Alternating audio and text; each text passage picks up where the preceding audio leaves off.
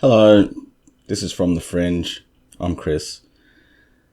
Today I have a bunch of stories for you from the forest. It's unusual and just plain bizarre, some of them. Stories that people have, or encounters people have had in the woods. And so, without further ado, let's get into it. Out-of-place entities. When I was a teenager growing up in Maine, I spent a lot of time in the woods. Good thing I loved it, because there's plenty of it in Maine. We rarely went into the woods alone. Kids being kids, you know. Everything was more fun with friends. But occasionally we did. And I say we, because something similar to what I'm telling now also happened to my closest friend at the time. So one late June afternoon, when I was 15 or so, my friends were busy with whatever, and I was bored, so I decided to take a walk up into the woods on the north side of the city. It was an overcast day, I remember, and sort of dreary. I walked through an area we call Brom Bones. I have no idea how we ended up calling this patch of woods that, but that's what we called it. And then out to a clearing that sat just up on a ridge above where a creek eventually flowed into the Merrymeeting Bay. As I sat there, I started to feel a little weird, like I was being watched. But I thought maybe my friends had gotten done with whatever they were doing and had come out looking for me. So I got up and started to walk back the way I came to see if they were nearby. As I walked back the way I'd come, and it was about a mile back out of the woods to the street, I was starting to feel weirder. Yes, leaving that clearing and back into the tree line made it darker, so maybe that was part of it, I'm sure. As I'm walking back out, and getting more and more amped up that I'm not alone, I looked back behind me fairly frequently, because I just felt like there was something that had been inside the trees when I walked back in, and now it was following me. At one point, I looked back, and I saw something. It was a small woman, and I don't know how I know it was a woman, really. I just do.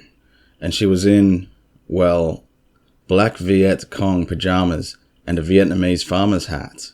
I'm not sure what they're called. She was behind me, maybe 50 feet or so, running in a north-south direction.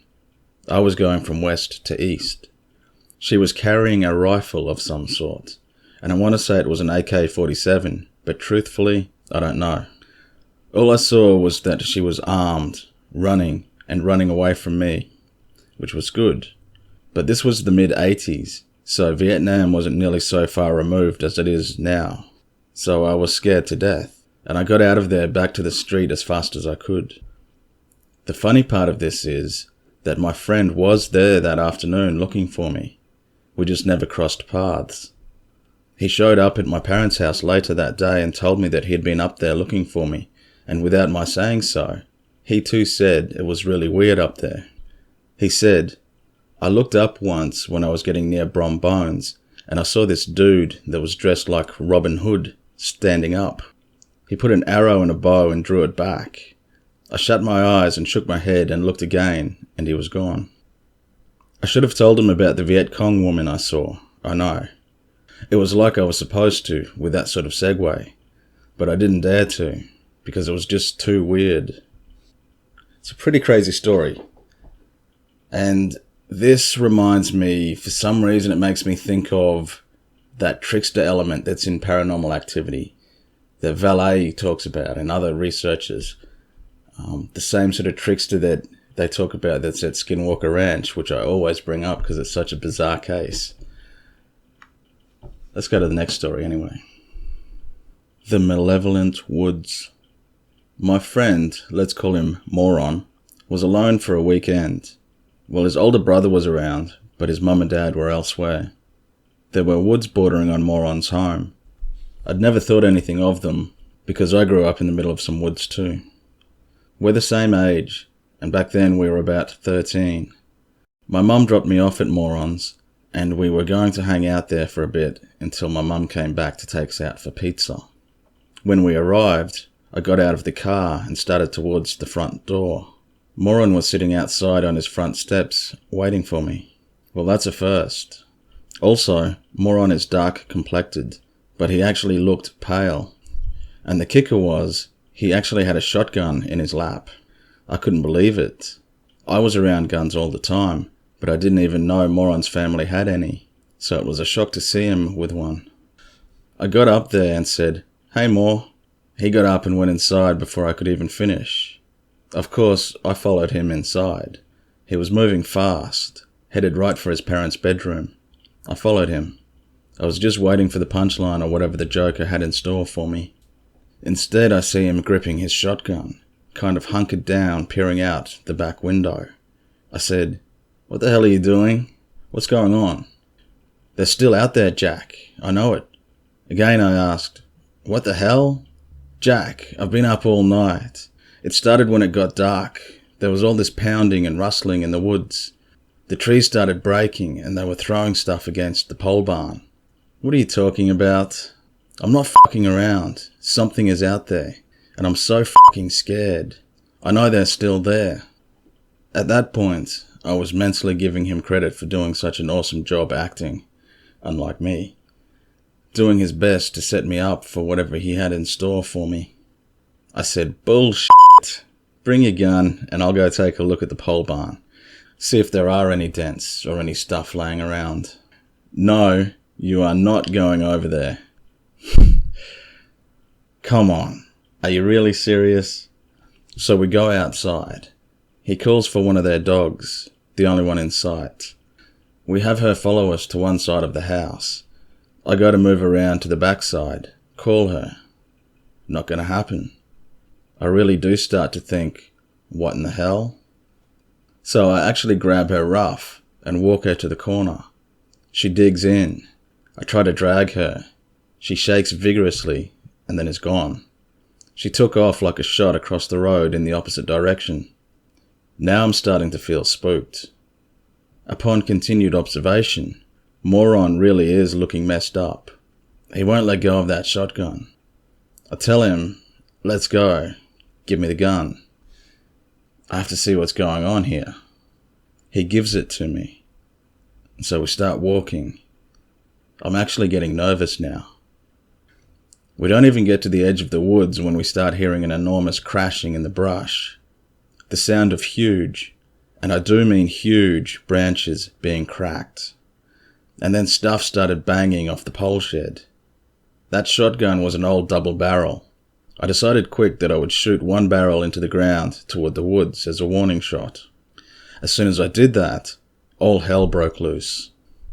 It felt like all the blood was draining from my head down to the soles of my feet, and my bones were turning into jelly. I have never ever seen anything like it before or since. I swear that it looked as if the whole side of that forest suddenly broke out into a commotion. All the trees started shaking, branches waving, things banging, cracking. But it was like seeing it all in slow motion. We didn't even know we were running until we were already in the field across the road. I have to finish this up, so... what the hell happened? Well, the next day we saw that the pole shed was impressively dented, but there was nothing laying around it to indicate what did it. There was never another incident like it there or anywhere else around. So to us weirdos with a paranormal view on things, it sort of seems like the forest was the entity, like the forest itself was alive, and for whatever reason was in a bad mood with these people. Tooth-filled smile. This occurrence didn't happen to me, but to my grandmother. It would have taken place in the 1930s. My grandmother was a young teen at the time, and she lived with her mother and 5 siblings in an old house in the middle of the woods. The area was the Ozark Mountains in southern Missouri. I'd heard bits and pieces of stories from when they lived in the Ozarks, but it was always kept hush-hush. When I got to be about 12 or 13, I pestered my grandmother enough that she finally told me one thing that happened to her while living in the Ozark Mountains. My grandmother had got into a fight with her mother. She took off into the woods all day to get away from her for a while. When it got dark, she decided to come home. When she got home, the doors were locked and everybody was in bed. There was an old cot sitting outside of the house. and she decided to just sleep on the cot until morning. In the morning, when she woke up, there was some creature sitting at the end of the cot. It has been 15 years since I've heard this story, and she only told me once, so my memory is a little fuzzy. I remember she said that it was really ugly, and that it had a full set of sharp teeth. It was shaped like a person, but didn't look like a person. She said that it just sat there and smiled at her, with its abnormally large mouth of sharp teeth. When she started to get up from the cot to get away, it would start to get up and move towards her.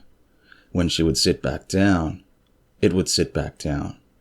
She sat there staring at it for a few seconds, and it continued to sit and smile at her. The creature was sitting between her and the front door, and so she finally jumped up and made a run for the back door. When she got to the back door, it was locked, but her mother was in the kitchen making biscuits.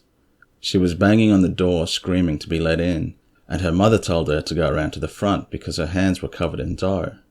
My grandmother screamed that she couldn't and was frantic enough that her mother ran to let her in. She told her mother what she had seen, so she had my grandmother's 2 brothers take the cot out to the woods and chop it up and burn it. I remember this story about, I think it's just like an urban legend type story, but it's pretty cool. It was about this guy who was out walking through the forest, and he was walking along a road, and he came to this bridge, and he heard a baby crying under the bridge.